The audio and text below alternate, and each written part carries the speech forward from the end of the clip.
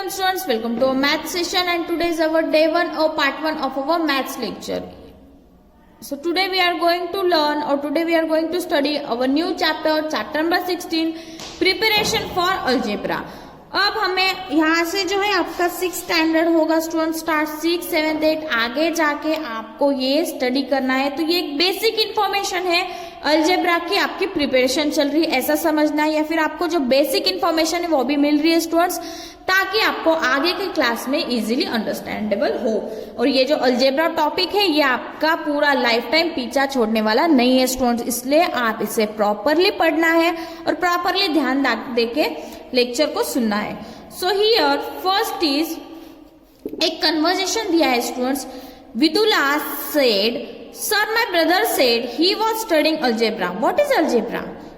तो विदुला ने पूछा कि सर मेरे भाई ने बोला कि मैं अलजेब्रा का स्टडी कर रहा हूं, लेकिन ये अलजेब्रा है क्या?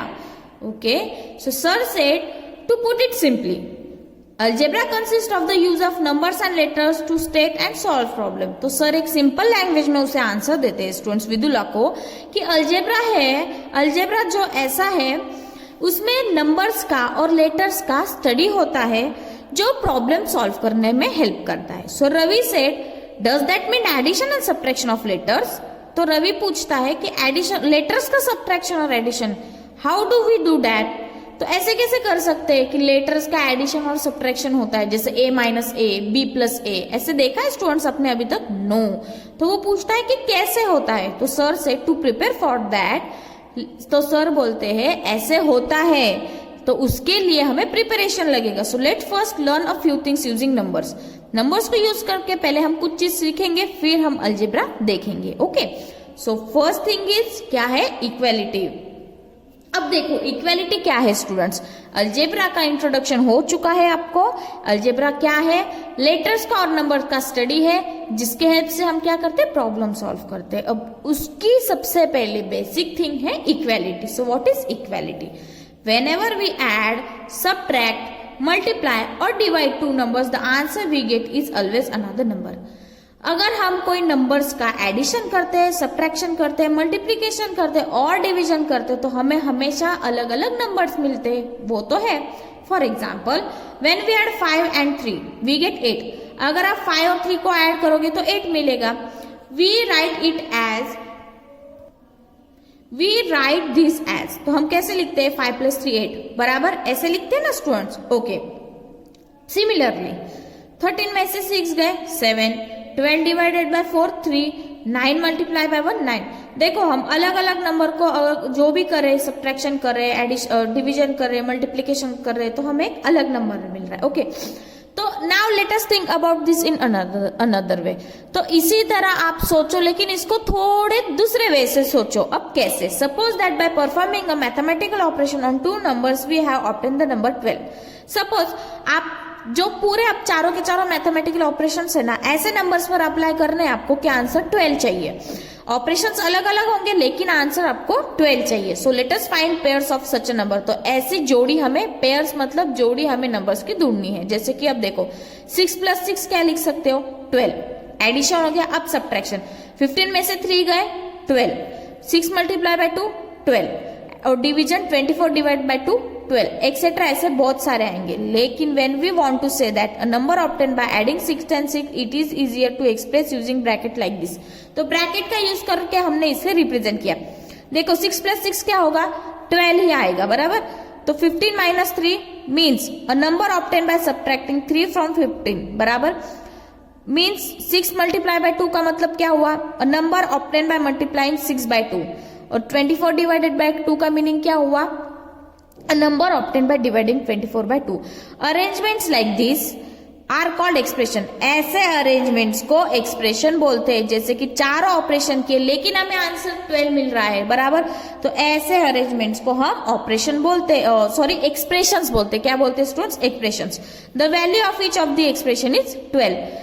6 + 6 किया तो 12 मिलेगा. 15 माइनस, देखो यहाँ पे चारों के चारों ऑपरेशन हमने यूज किए, पेयर्स ढूंढे, और ऐसे को बोलते हैं हम एक्सप्रेशन. और हमारे एक्सप्रेशन का आंसर है 12, which means all this expressions are equal to each other. इसका मतलब ये सारे एक्सप्रेशन एक दूसरे से इक्वल है.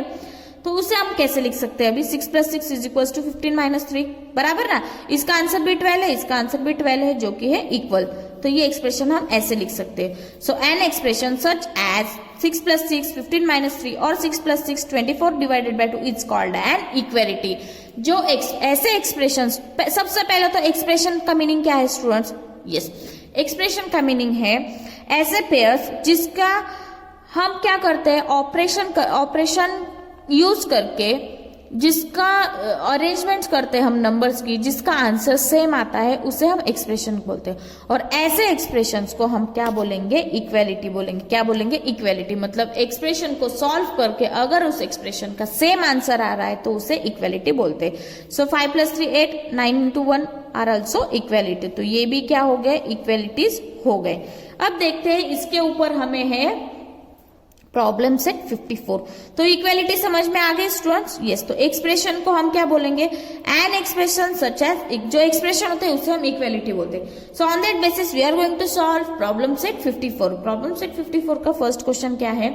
यूजिंग ब्रैकेट्स, ब्रैकेट्स का यूज करके write 3 pairs of numbers whose sum is 13। 13 के ऐसे, अभी उसकी सम कितनी चाहिए स्टूडेंट्स? आपको 13 चाहिए। आपको ऐसे 3 ऑपरेशंस फाइंड आउट करने, use them to write 3 equalities. और इक्वेलिटीज का उसको यूज करके आपको इक्वेलिटीज राइट अप करनी है। वो कैसे करेंगे अब यहाँ पे देखेंगे। सो हियर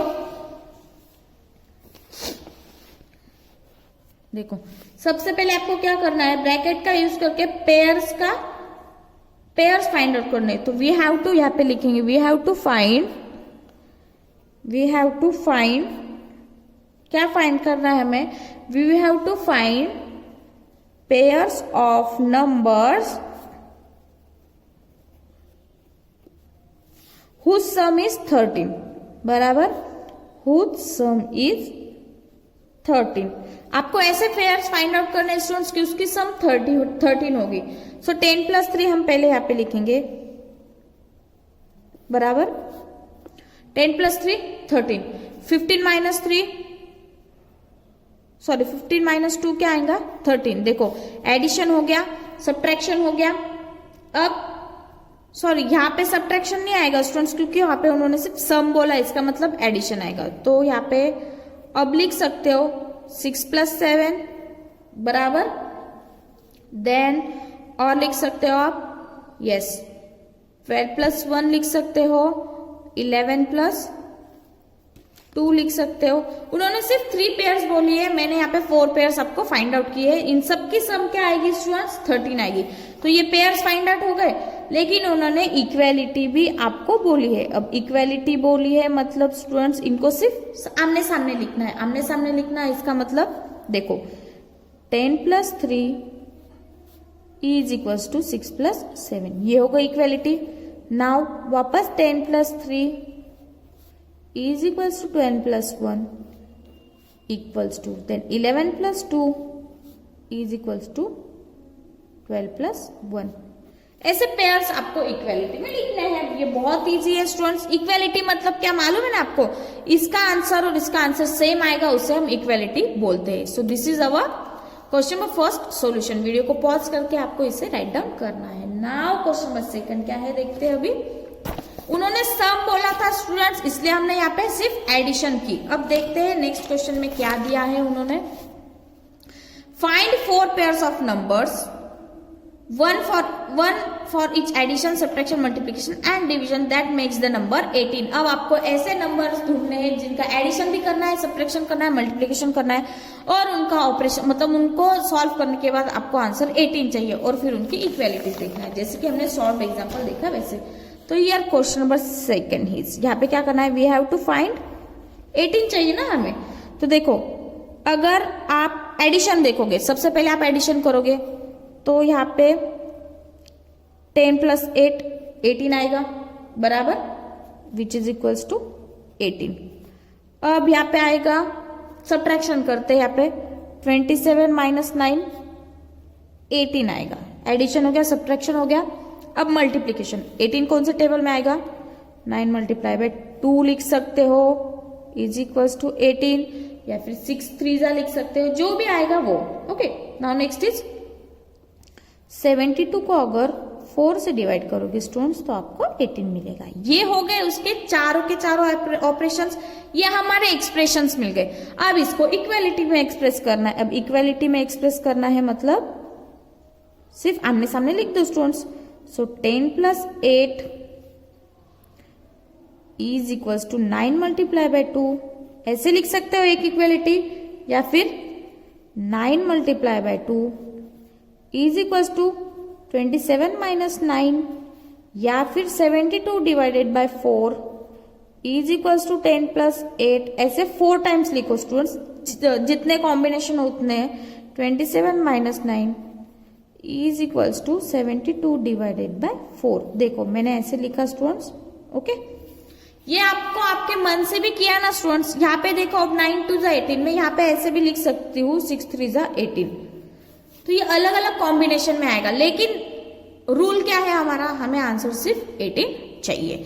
सो यहाँ पे प्रॉब्लम सेट का क्वेश्चन नंबर फर्स्ट और सेकंड वीडियो को पॉज करके आपको क्या करना है, सॉल्व करना है, अच्छे से प्रैक्टिस करना है स्टूडेंट्स। टॉपिक को अच्छे से समझो। अलजेब्रा में यही है स्टूडेंट्स, टॉपिक अगर आपका क्लियर होगा तो चाहे यहाँ पे नंबर्स कुछ भी हो आपका आंसर करेक्ट आता है। तो इसलिए अलजेब्रा में टॉपिक को अच्छे से स्टडी करना है। सो स्टूडेंट्स हमारे यहाँ पे पार्ट 1 जो है वो खत्म हो चुका है, प्रॉब्लम सेट 54 खत्म हो चुकी है। So today we will end our session here. In next session we will meet with our new topic. Thank you.